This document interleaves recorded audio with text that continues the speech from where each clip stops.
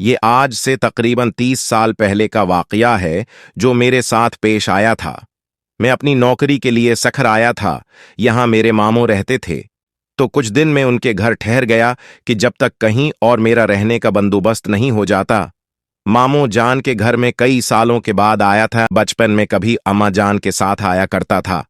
अभी कुछ दिन ही गुजरे थे। नई नई नौकरी थी, मैं उसमें उलझा हुआ था।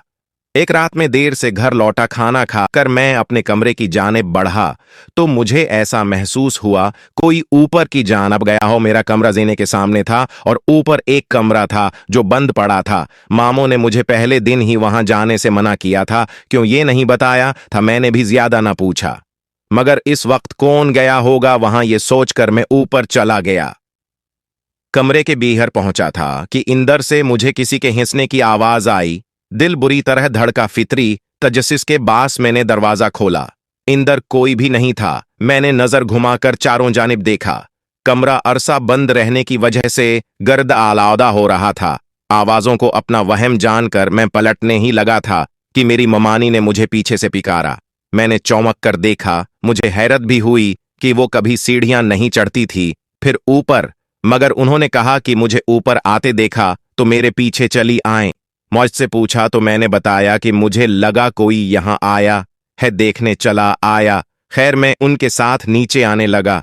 अभी 2-3 सीढ़ियां ही उतारे होंगे कि मुझे महसूस हुआ कि कोई मेरे पीछे फिर हंसा हो, मगर वहां तो ममानी थी। मैंने डरते डरते अपनी गर्दन घुमाई और मेरे होश उड़ गए। मेरे पीछे ममानी के बजाय एक झलसे हुए चेहरे वाली लड़की खड़ी थी जिसकी आंखें सुर्ख थीं।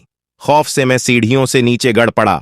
वो आहिस्ता आहिस्ता मेरे पास आ रही थी। मेरी आवाज याद में ही रह गई थी। बमशक्ल में चीखा तो मेरी आवाज पर मम्मानी और मामू अपने कमरे से भागे आए। मेरी हालत बहुत गैर हो चुकी थी। मैं नीम बेहोशी में था, मगर मुझे वो लड़की अपने सामने महसूस हो रही थी।